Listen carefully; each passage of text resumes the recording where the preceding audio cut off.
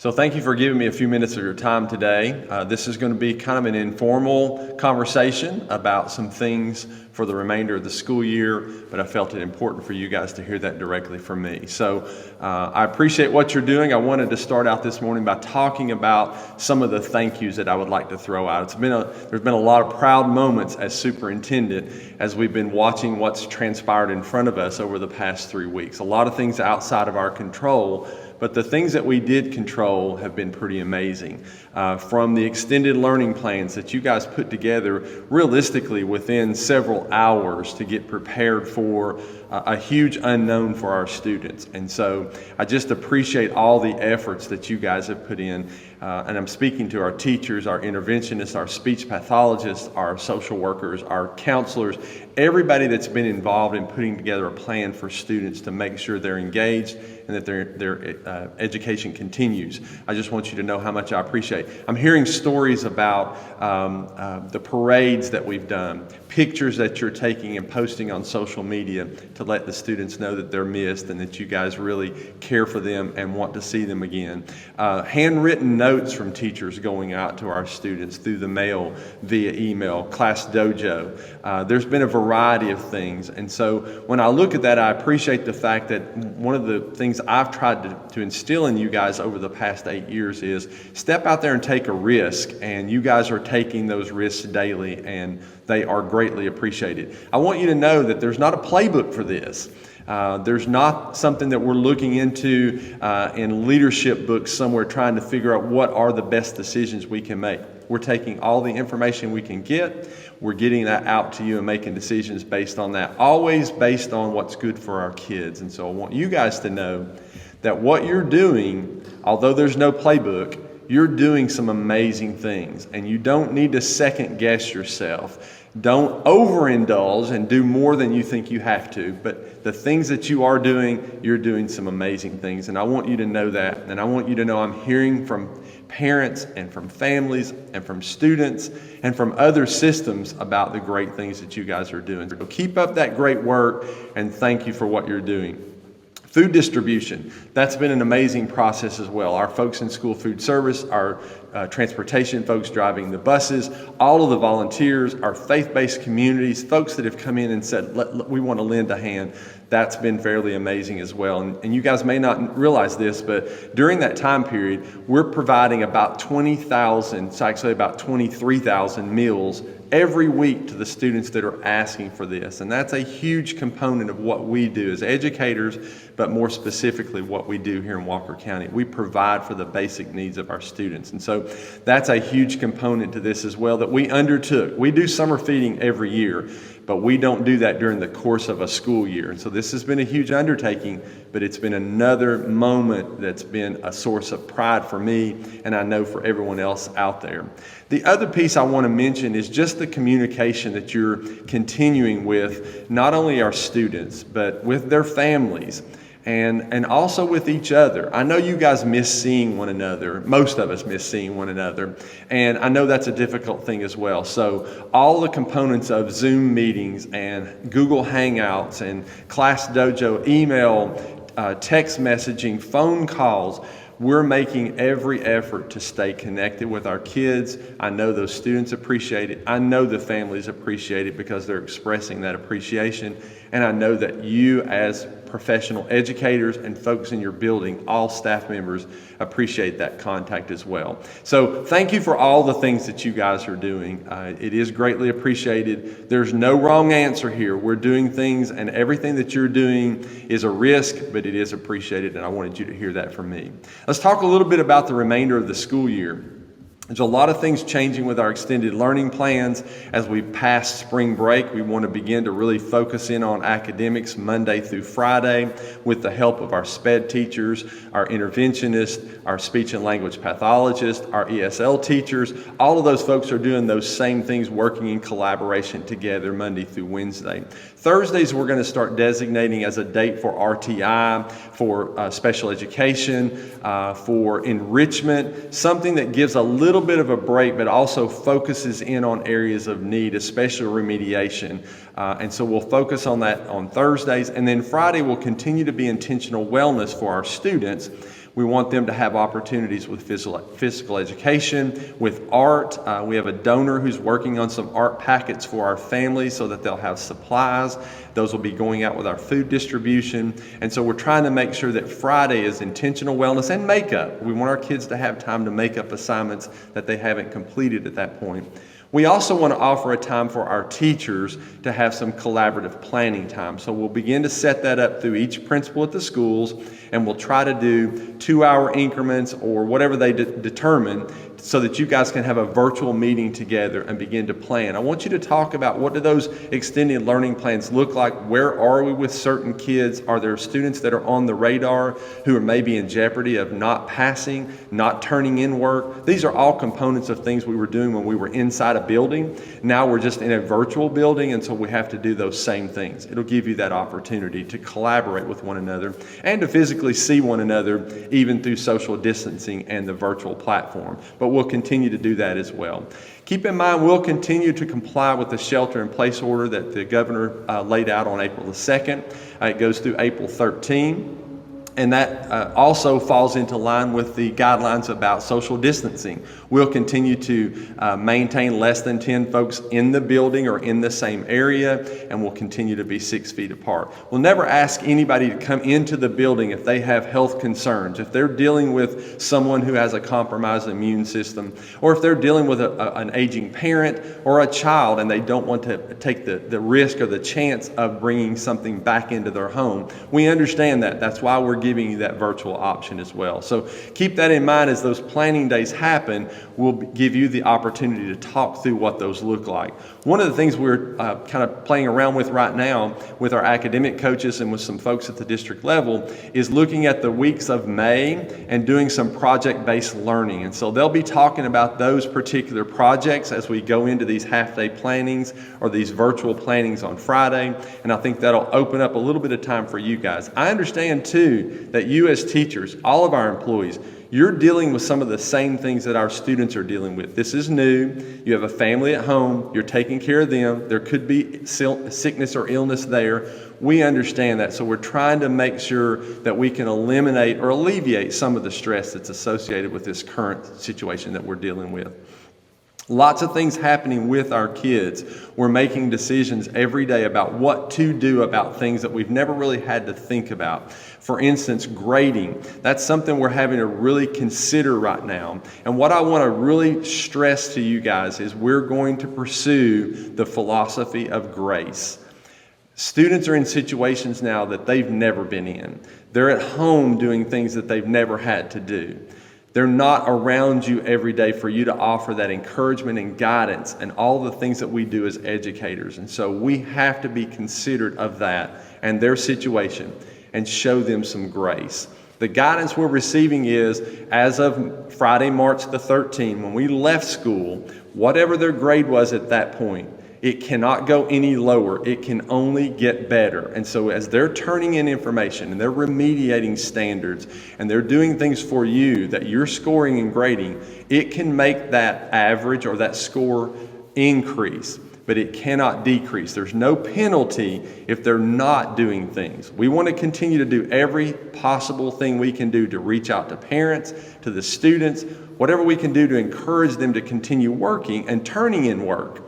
But we cannot penalize, nor are we going to penalize them for the situation that they're in. Lots of our kids don't have devices or connectivity. We're working on a plan after the shelter in place to address that, but we can't right now. And so we've got to continue to offer grace. Promotion and retention, they're still going to be required to be putting forth the effort, learning, turning in, making an effort so that they can continue to earn credit and then receive those promotional things at the end of the school year. And so we'll continue working with our parents and our students on that. And there's a letter going home after this video goes out to you guys.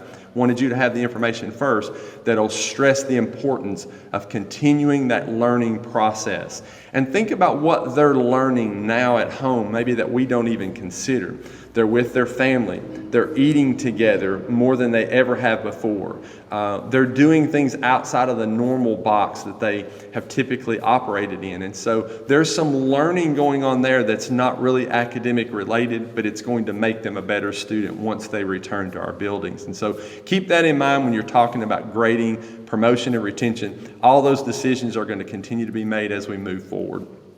Another couple of things I wanted to mention were items that were left at school by our students in their lockers, things that they sold, products that they sold for fundraisers. All of those things are still there. And so after the shelter in place is lifted, we're going to begin looking at a plan at each school within those social distancing guidelines to allow our students to come back or their parents to come back and pick up some of those items. So things like things that they've sold for school fundraisers, we'll start that after the April 13th order has been lifted. Lockers and some of those other components, library books, things that they have, we'll look at May 1st going into the month of May and try to get those items back as well. We also need to consider what those items coming back to us are going to look like and how we're going to make sure that there's not something coming back into the building. So there will be a process that we disinfect and sanitize those as well. So I want you to know we're working on that as well.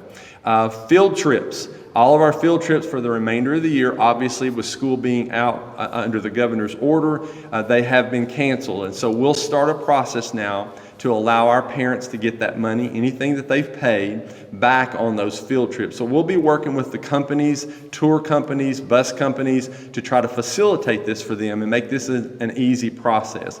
I gave the principals some ideas yesterday of some things they could potentially do, with a conversation with the parents about taking that money and applying it to fees and things that are owed already. But that will be an individual conversation with every person that paid, because we've got to consider too, and this goes back to our grace, is we have some of our families, one or both spouse, they may have lost their job during this time. There's some financial hardships that are happening right now, so we have to consider those as well. But I wanted you to know those trips were canceled. We'll make decisions about summer events. We have summer camps and summer trips planned as well. We'll make those decisions after May the 1st and begin to think through those things. Pre-K registration, that was supposed to happen, and we're in that process right now. So we're coming up with a virtual lottery that we're going to try to do sometime around May 1st. We're getting that information out. Ms. Ingles getting that information out to the pre-K teachers, the principals, as well as to the general public so that they don't miss out on that opportunity. We want to make sure that we fill all those pre-K classes next year as we go into the fall. Same thing with kindergarten registration. That's a big day when we had the readiness fair here at AEC. It's always a good day for us to introduce ourselves to those parents and those students for their first introduction to school, and then also to make sure that they are going to be members of Walker County Schools in the future for the next 13 years. And so we're going to be working on ways to make that very simple for our parents to get our kids registered and to make sure that we have those numbers as we come into next year's school year, especially our enrollment. So more information is going to follow. We're going to keep our parents in that loop and make sure that you guys are in that loop as well, but we'll move forward with our registrations, both pre-K and kindergarten. Post-planning, I know those are obviously days that are coming up fairly soon. I want you to know that we will have some level of planning. It may end up being a virtual planning day, but we will have something specifically set aside for our teachers and our educators as we get to those last days of scheduled school. It brings me kind of to another point. There's a lot of waivers are floating around right now for things that we typically have to do by law. One of the things that was waived was the end of school year. With the governor closing schools for the year, they gave us the opportunity as well to say, we're going to close schools earlier. We considered that, and we consulted with lots of folks, and we began to realize that if you close school, then you stop earning some of the dollars and some of the funds associated with students.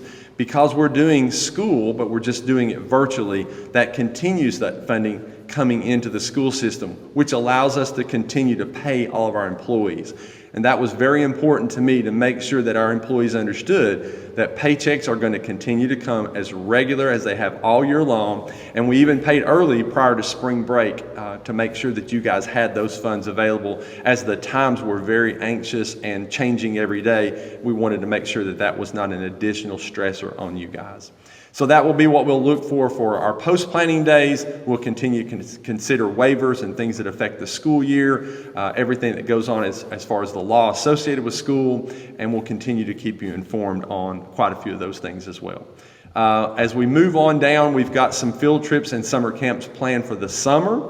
We'll make decisions on those after May 1st, and we'll be consulting with everyone that's involved with those so that we can get plans out there to the students involved, the parents involved, and of course the faculty and staff members that are involved as well. Legislative session. So if you think about it, the legislative session was right at crossover day when we stopped school and we began to socially distance. So a couple of things you need to know about that. Any of the legislation that made it to crossover day, potentially, and we don't know this for factual yet, but potentially they will eliminate all of that and only do what they have to do, which is by law, approve a budget. And so we feel like once they do come back into session, the one thing that they will approve will be the budget for FY21.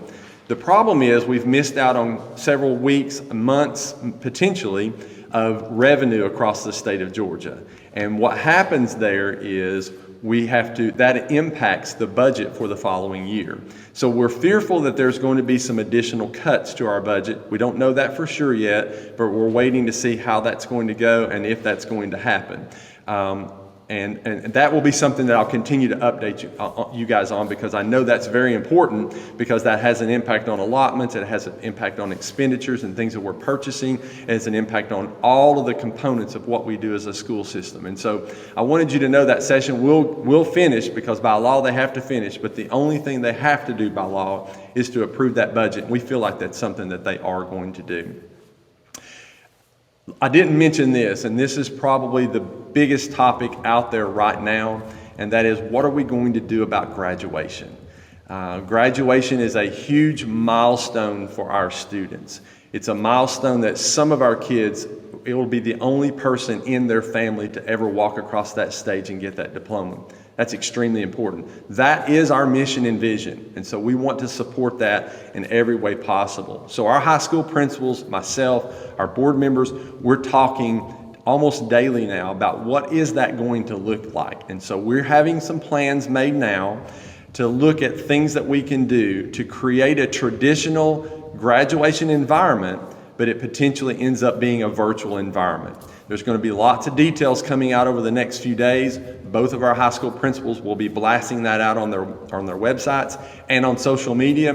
But I want you to know, with everything I have in me, we're going to try to make sure that our class of 2020 has the same opportunities to walk across that stage, to take their diploma, to turn that tassel, to throw that hat, and to enjoy the culmination of all that you guys have done over the years to get them to where they are and to launch them out into the world, ready for college, ready for work, ready for life. So I want you to know that we're working hard to make sure that that happens.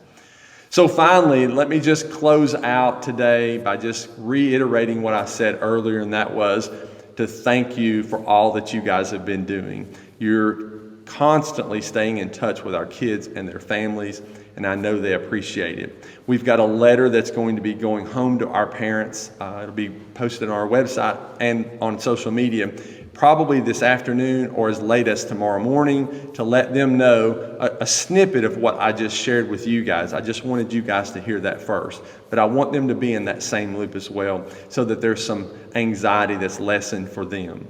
I've had a lot of proud moments over the past month as your superintendent, to see the amazing things that you guys do. That's been the theme since I've been here, is the amazing things through the power of team. And you guys have exemplified that well beyond my imagination and what I thought could ever happen. And it just continues to prove that teachers, educators, everyone associated with Walker County Schools, connected to our mission and vision, know what it takes to assure that our students are going to be successful. And you're doing that every day, and you're doing a fantastic job. So So I want you to know how proud I am to be called your superintendent and be allowed to lead in this situation that we're in. And I know that we're going to come out on the other side better for it. Our kids are going to be better for it. Our families are going to be better. We're going to be closer as a school system. And this is going to be something we're going to look back on. And it's going to define us a little bit. But we're going to be able to say we did everything possible within our power to assure our students were taken care of. And I want you to know how much I appreciate that. My prayer right now is to continue to pray for you every day, for your family, for your health, for your safety, and for us to be back together quickly at some point in the future so that we can share together all the successes that we've been able to see virtually, but now back together we can share those together so we can celebrate one another and enjoy that company once again. So don't ever forget how important that is, that connection with one another. That is important, and we'll get to celebrate that one day real soon in the future. So again, thank you for allowing me to take a few minutes of your time to express this to you. I wanted to make sure you guys were in the same loop I am, and as it changes, I will take that message right back to you guys and let you know so that we're all on the same page at the same time, and we'll continue to move forward. And I know you guys are going to continue to make every effort just like you're doing right now. So thank you. Hope you have a good day, and I'll be talking to you soon.